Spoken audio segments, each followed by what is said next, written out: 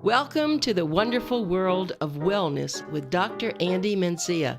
This medical program heard from 7 to 7:30 each Saturday right here on WSBR 740 AM is brought to you by the Adult and Geriatric Center under the medical direction of geriatrician Dr. Andy Mencia.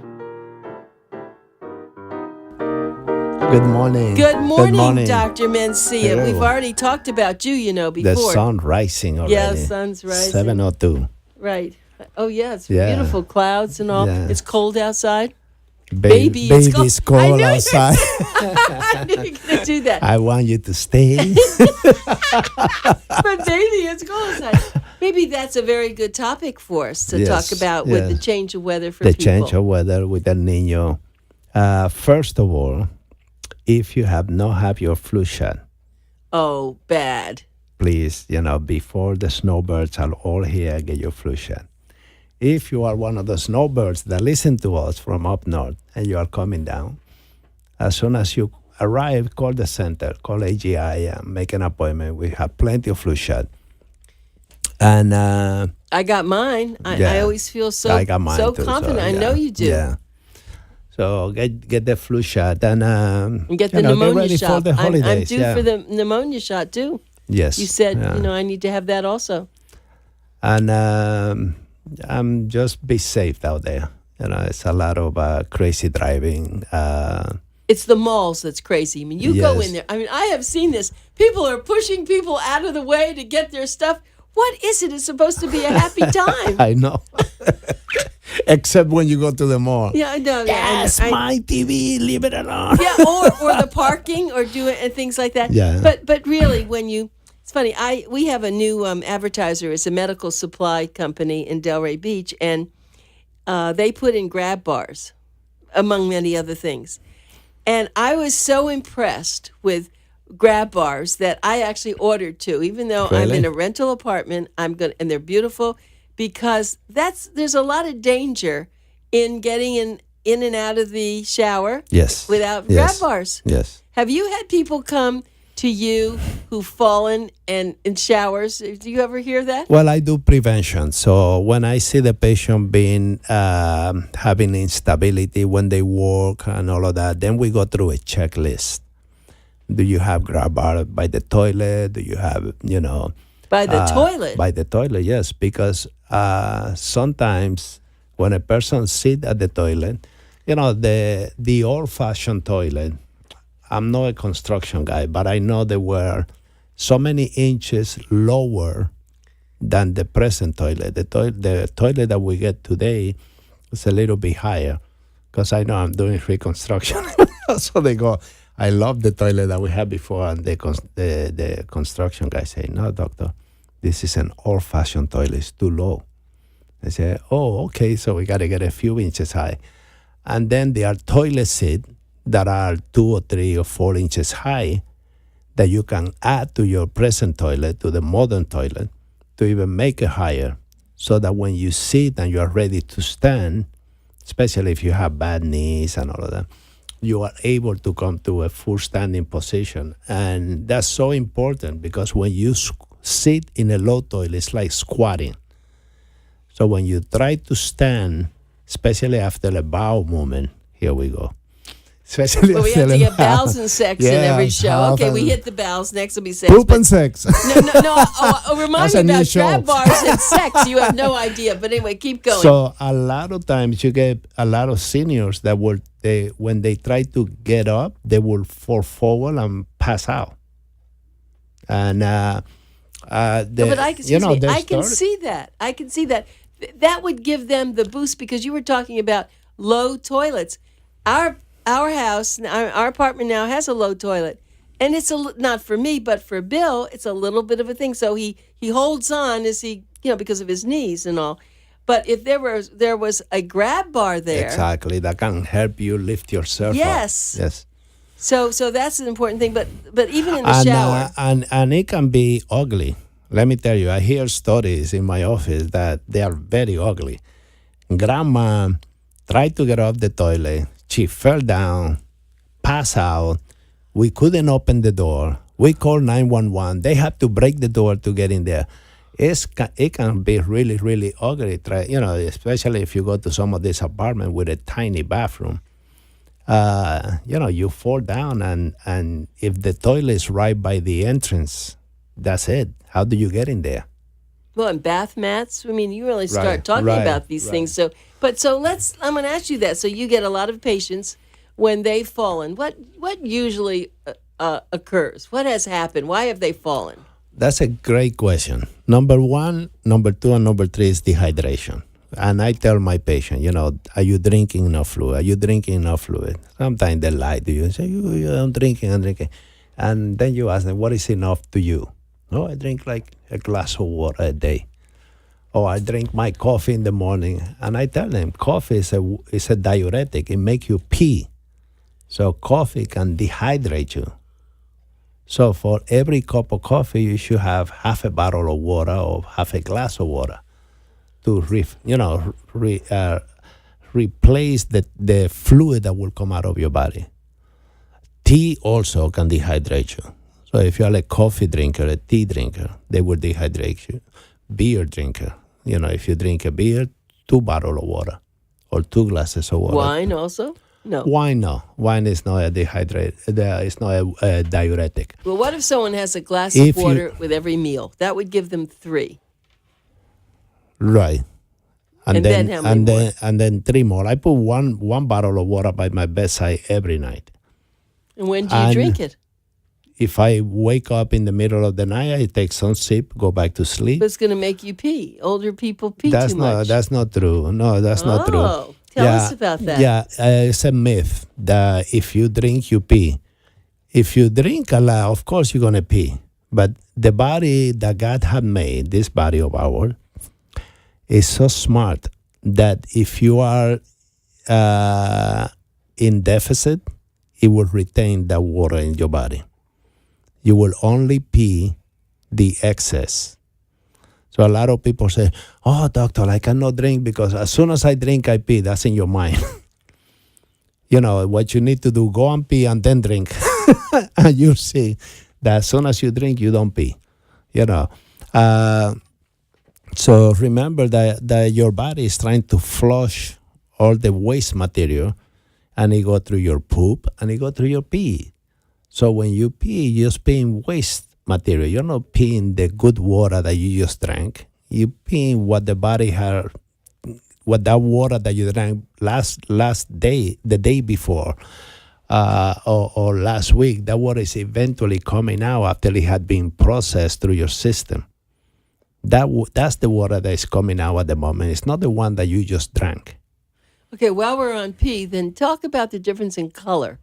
What's your pee? Is it supposed to look like water? What if it's yellow? That's a good question. What it shouldn't be is Coca-Cola color.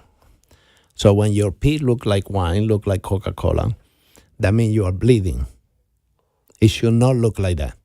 So the darker your pee, the sooner you should go and get a check.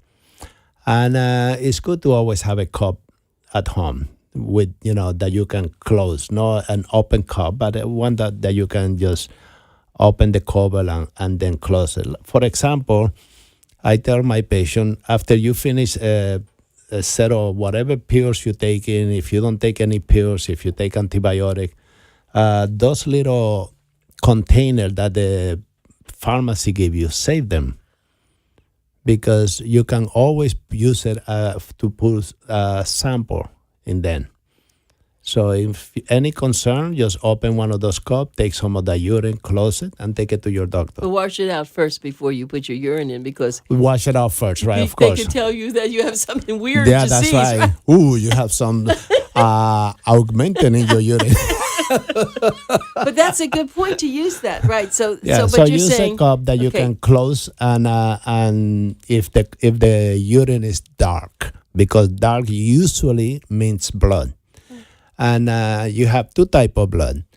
You have the blood that is close to the surface that will come out more reddish. And then you have the blood that is coming from the above, like your kidneys, that is more processed, so it's darker.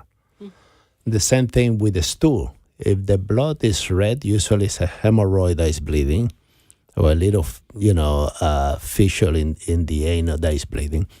But if the poop is dark, that means that's processed blood from higher up, someplace way up in your intestine, you are bleeding, and that's processed blood. So the darker the urine usually means blood, even though if it's not red, if it's even Coca-Cola color, is pathognomonic of bleeding. So get a check. Then urine should be sort of yellowish. Now, the color of the urine, it indicates how well your kidneys are either concentrating or diluting your urine. So if you have a person that drinks a lot of water, a lot of fluid, and is well hydrated, it's a light yellow color. But the person that is dehydrated is sort of a dark color because the kidneys are trying to keep as much fluid as possible. So it's retaining a lot of fluid. Now, when it comes, I wrote the book on the kidneys. Just and when it comes, when it comes to your kidneys, if you are dehydrated, it's going to retain fluid. Unfortunately, your kidneys will have to retain all the waste material because without fluid, the kidney cannot work. So it's like the pump in your pool. If your pool is empty, the pump won't be able to work. It's supposed to move water around, and that's how the pump, a pump in your pool sort of get the water circulating. The pump in your pool, you do every time. Yeah, the kidneys the same. You always come up with these, the pump in your pool, that's right. Thing so that people can understand and relate like a song, to. Pump in the pool. Take the pump in your pool. Take the pool in your pump. But we never talk about your book. I'm glad you brought that up and do you have it for sale at the office? We have it at the office. Amazon has it also. Amazon.com is selling it. If you take care and they have of your the drummer kidneys, now, and they take the drummer and drop my book. Dr. Mencia's book has just arrived. No, not yet. If you take care of your kidneys, they'll take care of you. They will take care of you. Great name. Yes. And it's a great book. It's a really great book. And it's written for the lay person. And, I'm so happy to hear a lot of physicians and nurses that have bought my book that they say, it's such a good reading. It's such easy reading that even, people that are educated, they just go through the book because, the kidney doctor can teach us a lot about kidney, but we can teach ourselves, Well, since we're on that subject, tell me about kidney stones then. Right, there you go, dehydration. So if a person let's talk about a pipe in your house. If you have a house that you don't use the water system, you put your house for sale and shut it down for 10 years.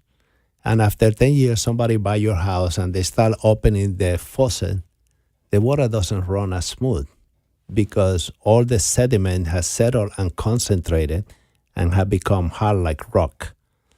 So kidney stone is the sediments that is supposed to be flushed through your kidney. And when you are dehydrated, those sediments will settle down. And they can be calcium, they can be different chemicals that will settle down. And some people are just prone to forming kidney stone. But even for them, if they are well hydrated, you can prevent or minimize the formation of stones. So some people will get some gravel, and when they pass those gravel through the urine, they'll feel the pain, and they think they have a urinary tract infection, and it's only gravel coming through. And I'm amazed sometimes with a patient that has a history of kidney stone. They say, I think I have a UTI. And they come in and we check the urine and we look for white blood cells and we look for a few other parameters that indicate that there is an infection. And sometimes just to please the patient and to prove to them that they are wrong, we go ahead and send them for culture and sensitivity and they come back, it's normal. And we tell them, no, it's not an infection. You're probably passing some gravel through the urine. And usually stone is super, super painful. When you have kidney stone, it's more painful than giving birth. So it's super painful. A lot of times the patient had to be put on painkiller for a little while until they pass it, and hydration like crazy. But you can avoid that again by hydrating yourself. Just the kidney, they are not meant to work in the desert. Okay, but you did say something before. People think you can hydrate by using coffee or tea or soda or something. So what about juice? Was juice a hydration? Can you use juice rather than water? Juice is a better hydrator than let's say coffee or tea or beer, of course. Or soda? Soda is a diuretic. Soda will make you pee. Soda will make you pee. I hate soda. I never have soda. But what are good things? So fruit soda, juice? Let's talk about soda. Oh, let's talk about soda. I like that. Sorry, Coca-Cola and Pepsi-Cola. But let's talk about soda. Soda will, if you have the gene for diabetes, it will wake up your genes. So let's say if a family member of yours have diabetes, and now you have inherited that gene will stay dormant until you wake that gene up. How do you wake the gene up? By having excess of carbohydrate or calories. So when you drink soda, it's like having a lot of calorie coming in, and it will increase your triglyceride first. And eventually, then that triglyceride get converted and come into sugar. And soda are rich in sugar. Soda, a bottle of soda can have like 3/4 of a cup of sugar. So it's a lot of sugar that, it's a load of sugar. Just like you do a stress test for your heart, that's a stress test for those genes to see if they're ready to wake up or not. Well, good point. And you can put them back to sleep. The gene, you can put those back to sleep. How? When you are pre-diabetic. So if you have the gene, they have waken up, and you go to the doctor, and the doctor say, okay, you're going to have to decrease on carbohydrates, or less rice, pasta, bread, potato, blah, blah, blah. Fruits, be careful with fruits and sweets and what have you. And you follow those instructions. Of course, first thing you're going to notice, you're going to start losing weight because you're not taking the ugly calories coming in. And the numbers in your blood test start looking better. And the genes say, I don't see enough calorie for me to stay awake. So they go back to sleep. I love that. I think we have to waken people with your phone and everything. Saturdays, they are open down in Fort Lauderdale. Are they open in Boynton Beach too? They're open both. Oh, my. So I guess we just say Saturdays, you're both open. We do this. Okay, Fort Lauderdale. That's where Dr. Mencia is. He's going right there, right after this show. 954-489-1345. That's the phone number to call for an appointment. And if you can't get the appointment, just go there but go there before 12 on Saturday. It's better, especially now it's the holidays and everybody's busy. But don't forget, Boynton Beach, the phone number there is 561-270-6494. Remember, home visit services are available, especially now. It's starting to get cooler, and people come and they get sick. And if you're a homebound patient, they will provide service for you. Go on their website, which is AGI, stands for Adult Geriatric Institute, but AGIFL.com, AGIFL.com. So stay healthy and vital, and go see everybody there at Dr. Mencia's wonderful, wonderful world of wellness. And there's a lot of activities going on this week and next week. And I tell you, yesterday, I have a student rotating with me. And yesterday, we have an encounter with one of my all-time patients that came in. And you were talking about the movie Star Wars. And the patient had ticket to see it at the 3D theater in Fort Lauderdale. So she came to me and she said, I have ticket for 12 o'clock today. I'm going to see the show. But I have to come and see you because I'm having shortness of breath. And I say, okay. So we checked the blood pressure and it was slightly elevated. And I say, well, any other symptom that you're having? She said, I have this nausea and I'm breaking into a cold sweat. I don't know if I'm having an infection or something. But I have this feeling like an elephant sitting on my chest. And I say, since when? She says, since yesterday, but I'm writing it off because I'm going to go and see Star Wars. I said, well, sorry, honey, you are not going to see no Star Wars. Oh. She goes, please, doctor, can I go and see the movie and then do whatever you... I said, no. I say, you need to stay alive. So I'm going to call the ambulance. No kidding. And I'm going to send you to the hospital. So she has a loved one with her and she was able to be driven. So what was happening? She was having probably a heart attack. I didn't even do an electrocardiogram or anything like that. And I told her, just let's take you in. Let's take care of you. Star Wars will be there for you in the future. Huh. And she told me. So what happened? We don't know. She's in the hospital now. That was one of my last patients. Yeah, yesterday. So did you at least get her ticket? Did I get her ticket? No. I thought about it. But 12 o'clock, I was still seeing patients. So I say, no, give it to your family member. Well, I'm anxious to go see it, too, because I just heard those stories, Lucas. But let's get back to what you just said. So if you have an activity, any activity can be put off. Don't let your health be. And it was funny because she was telling me, doctor, I had a heart attack before. And I was flying. I was in California. I say, I'm not going to go to a hospital here. She flew from California to here. And when she went to the hospital, of course, it was so advanced that they just have to do comfort care and, help her go through the heart attack. And she said, I was sitting on the plane and I was like having that crushing chest pain. And I'm just sitting there and say, please, God, help me make it through. No kidding. Well, let's go through some of those symptoms because this is a woman. So you said shortness of breath. You said like an elephant sitting on your chest. And there was something else she Let's talk about the classical symptom. The classical symptom that men and women could have is the sweating, what we call diaphoresis. They get that cold sweat. They get shortness of breath. They might or might not have chest pain. If they do have chest pain, usually it's a chest pain that is different from regurgitation or reflux from your acidity in your stomach coming up into the esophagus. Usually the patients say it's a retrosternal, so coming from the bone in your chest, behind that bone, and it going to the left arm.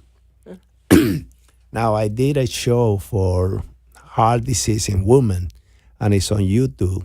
If you look at heart disease in women / Dr. Mencia / Dr. Mencia. And the reason we did that show is because women can be very different from men when it comes to heart attack and when it comes to the symptoms. So a woman can have no chest pain, just the shortness of breath and the sweating. You can be nauseated.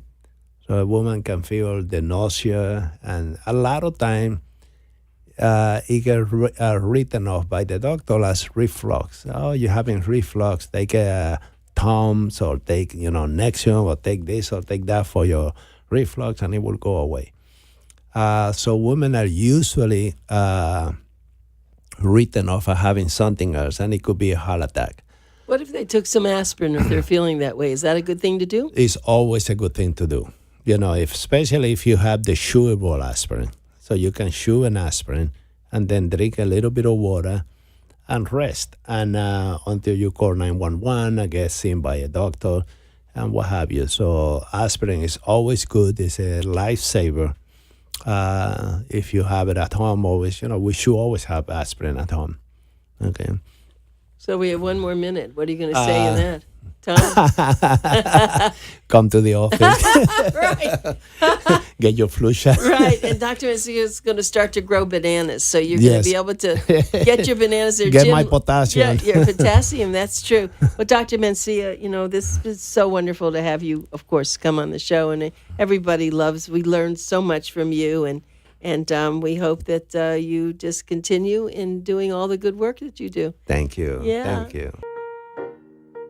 Thanks for listening to The Wonderful World of Wellness with Dr. Andy Mencia. Be sure to tune in each Saturday morning from 7 to 7:30 right here on WSBR 740 AM.